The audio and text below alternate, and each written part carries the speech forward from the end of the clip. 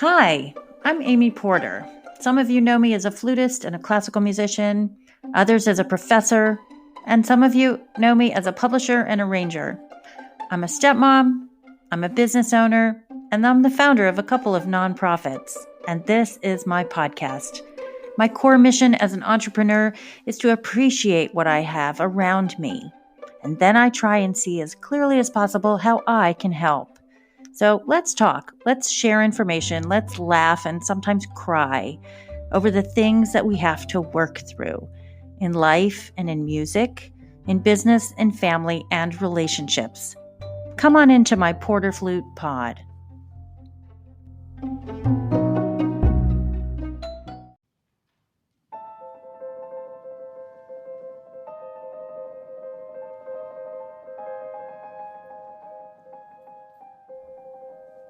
Welcome back to episode 2.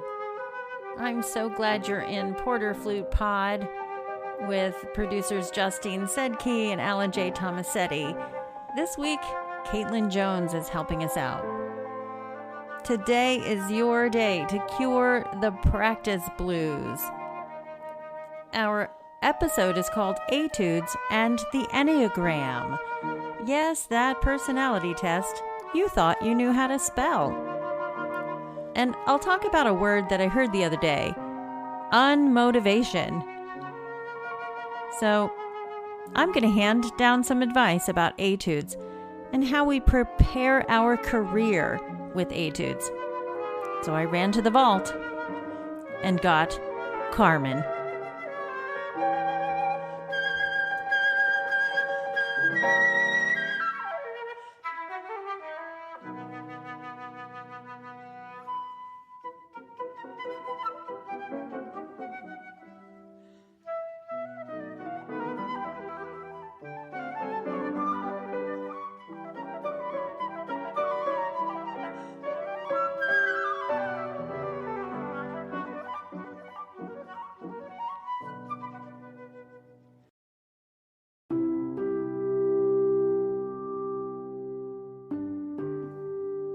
I'd like to start this podcast off with a great quote that I love, and I think it has a lot to do with this episode theme.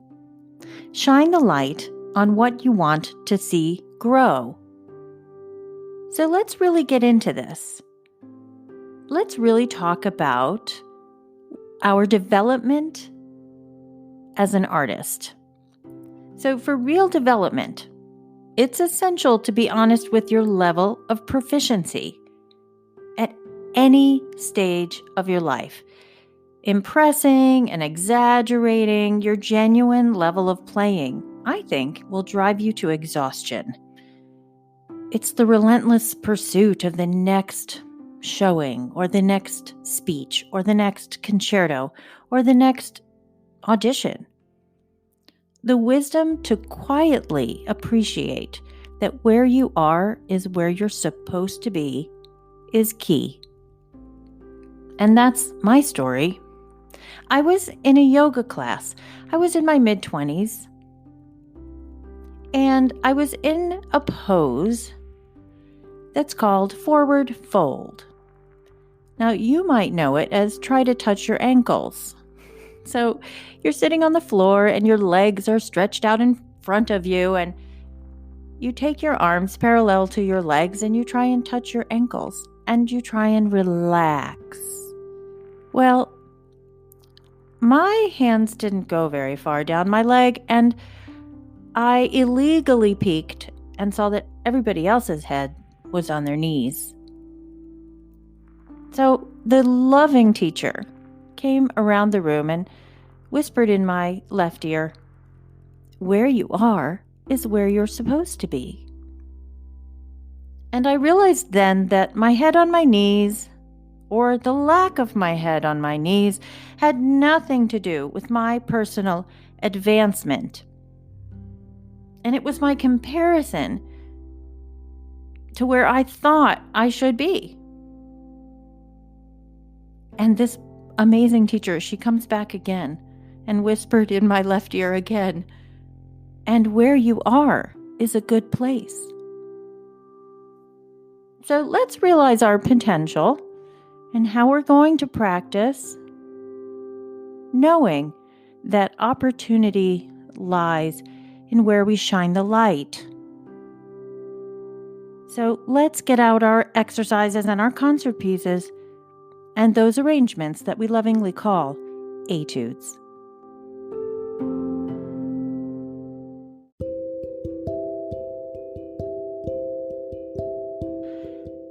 The Enneagram test is a personality test that categorizes us all into 9 personality types. Enneagram, spelled Enneagram, bases its result on motivation. There's even an Enneagram for students. So we can apply the knowledge of the Enneagram to adapt our learning and our teaching styles. So we can, as teachers and students, find a way to understand why or why not Etudes. Whether you want to be the star of the class or feel like the misunderstood creative or the intellectual outsider, I think everyone has to wrap their personalities around Etudes. They are written as standard reading for all of us, not just the few who deem them worthy. I think we should realize our potential no matter who we are today at this very moment. We need to follow along with the methods. We need to commit to doing a book of Etudes in a row and in total. They probably have a beautiful result awaiting. For every instrument, there's an etude. Usually the person who composed the etude played that specific instrument, and that etude proficiency was at a par or above the level needed for the repertoire of the day. I think it's still true today. If we establish that etudes provide a foundation and a bridge between our exercises and our major repertoire, we can grow to a fuller potential, no matter who we are. I interviewed my students, and one of them mentioned that etudes were a fun way to work out the technique, and they felt like mini concert pieces were on their stand. That's one personality type. Another student felt it was less pressure than the repertoire. They appreciated the goal for each one and felt a smaller scale of work allowed them to trust themselves and to have fun.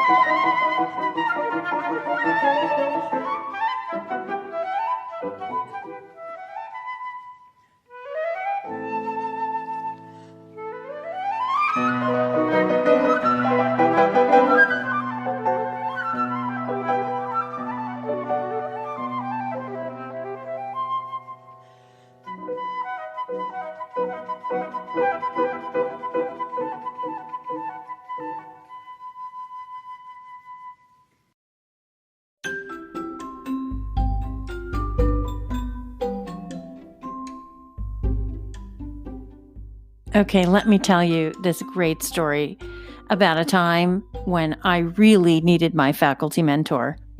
And he appeared out of nowhere to teach me and the student an invaluable lesson. I was teaching scales at the beginning of the lesson, and my student was having a heck of a time playing B minor. I thought of my faculty mentor, the venerable professor of saxophone and Earl V. Moore professor of music, Donald Cinta. I thought, what would Don Cinta do? And by, instinct, I went to the door. I opened the door And there was Don Cinta getting a drink of water from the water fountain right in front of my office. I couldn't believe it. I said, "Professor Cinta, do you mind coming into my studio for a moment? My student is having trouble with her B minor scale." He got a very serious look on his face, and he came into the office. I think he maybe smiled at me on the way in, but then he got a very serious look, and he said to the student, "Do you do your scales?" The student said yes. He then asked, "Do you bathe?" "Yes," the student replied. "Do you brush your teeth?" he said. "Yes," the student replied. He said, "It's all the same thing. You've got to do that stuff every day." Okay, so maybe he didn't say stuff, but it was incredible. He was out the door as fast as he was in the door. He just disappeared. And he left both me and the student staring at each other. It's something I'll never forget. You've got to do that stuff every day.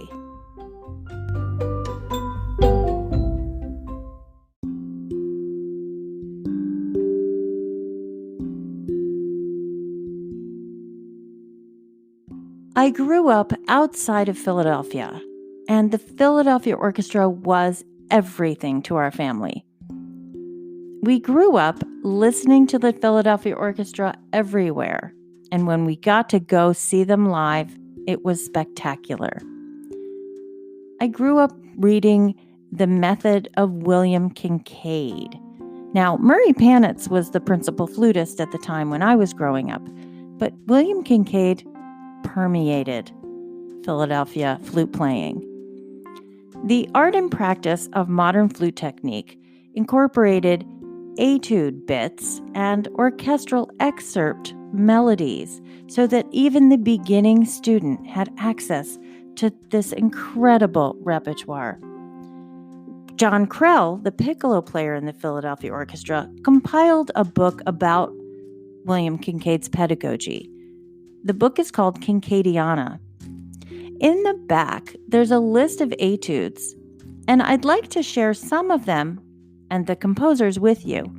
I'll also tell you about the list of Anderson etudes in terms of difficulty, because I know some of us wonder, which one do we play first?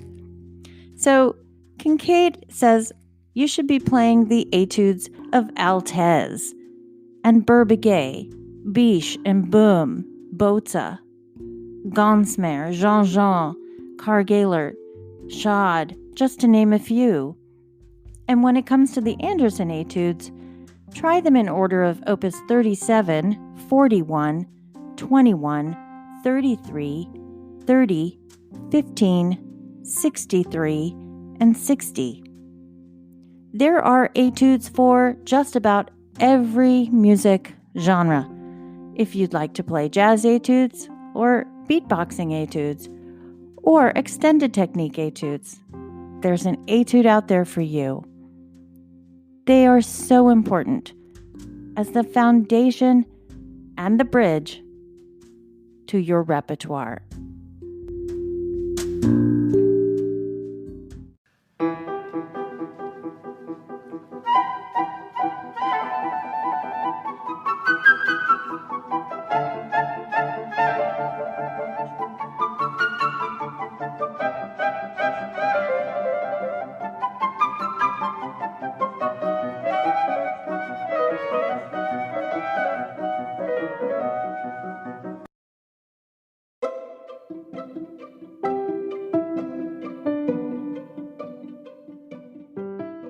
The dictionary's definition of etude is a short musical composition, typically for one instrument, designed as an exercise to improve the technique or demonstrate the skill of the performer. It's the French word literally meaning study. It was first used around 1826, and this is an important fact, that in the middle of the 19th century, our flute, our instrument, was going through a metamorphosis. Theobald Boehm was introducing, not soon after, his all-keyed boom system flute. So who was writing the etudes? The teachers and the performers who were making the switch to the Boehm system flute, Boehm himself, as well as Henri Altez. Now, in my studio, we learn all those works plus modern etudes of composers that are still living. We have Will Offerman's and Robert Dick flying lessons and Mike Mower's finger busters, just to name 3. And those non-flutists like Paul Jean-Jean, the clarinetist, and violinist Eugene Botza, they also wrote very difficult flute etudes.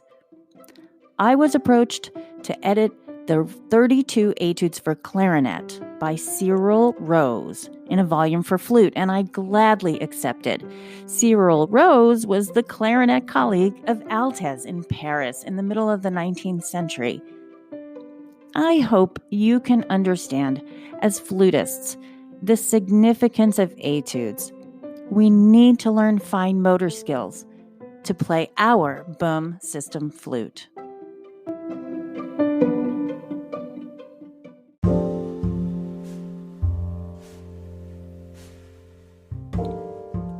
I came to New York City at the age of 17 to go to the Juilliard School and study with Samuel Barron.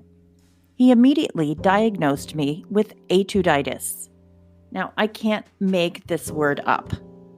Etuditis. It meant I didn't really care, I wasn't paying attention, and I certainly wasn't aware that they could help me. They were just torturing me. So, the word unmotivation that I heard a few days ago really got me curious. Was that the same thing?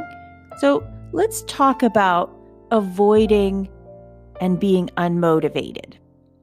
First, get out your instrument and look at it. Could you stand to be without it?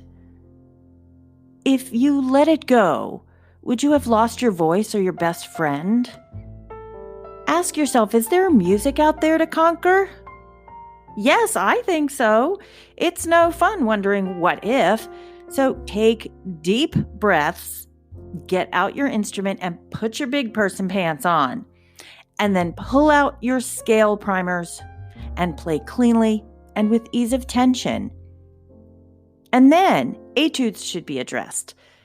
You could work out of the same book, or you could have one from one book and one from another book, just as long as it's helping your repertoire. Do them consistently. Do them in a row, and with a goal of recording or memorizing it without mistakes. If you can't play it slowly and mindfully, then you can't play it up to tempo. It's a delusion of grandeur to put the big piece in front of you to master, only to fall short of its demands. So how do you start to practice an etude? With a pencil. That's right. Get out a pencil and analyze it. Look at it. Does it have sections that repeat? Does it go into different keys? Are dynamics a big part of it? Is it in the style of the piece that you're playing, or is it in the correct style of the composer? Ask yourself that before you whip out your instrument and play the etude, because you will be more informed when you approach your artistry. And that's key. If you work at your artistry from an uninformed place and then start learning, it's not going to go as smoothly or as quickly as you'd like. Now, do you have the practice blues? For scales, playing along with pop music or the TV music, all in the same key, that's really fun. Try that. For etudes, join Etude of the Week on Facebook. It's a commitment that's both motivational and fun. And let's flip the lens on me for a second. I've done so many etudes that the caprices and often the showpieces become my etudes. I pick up a variation of the theme of any composer from the Romantic era, and I'll tackle it alongside all my other repertoire. I'm not one to play caprices or variations in a recital, but the Carr-Gaylord caprices are nice to listen to in a row. I have to tell you, I didn't learn the Carr-Gaylord caprices from a teacher. I began them in 1995, and in 2005, I felt ready to begin my process of dissemination and teach through a study guide on a film. So there was born one of my passions, producing media, all from filming my etudes.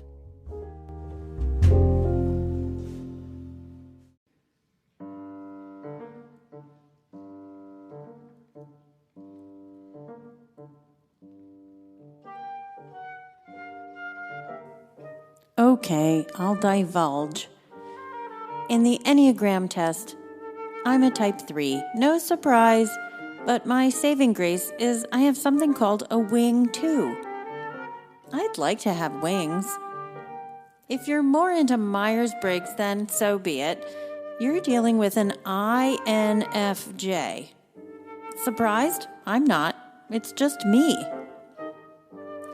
I'm a Virgo. My moon is in Leo, and my ascending is in Cancer. That should tell you all you need to know about this pod you're in. We keep it happy and powerful.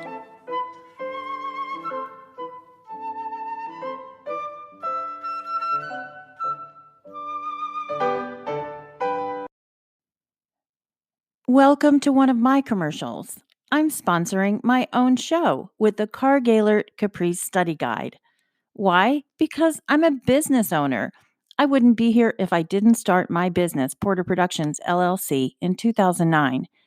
Back in 2005, I filmed the Carr-Gaylord Study Guide because I needed to include more in teaching than I was able to in such a short 50 to 60-minute lesson. I liked the history behind the works, and I like to play for my students. I figured I could help more with handing students a film than I could with a friendly lesson reminder. I was referred to Marie Herseth by the Carr-Gaylord Society as a great historian. So she appears on the DVD, and she is superb. She brings us the rich history of Carr-Gaylord and his surroundings in Leipzig, Germany. I filmed the lectures in one day, and the next day, I performed the unedited performance in 7 hours. I have no idea how I did it. Do you think it was my type 3 on the Enneagram? Visit amyporter.com or porterflute.com to download your movies of the Carr-Gaylord Caprice Study Guide.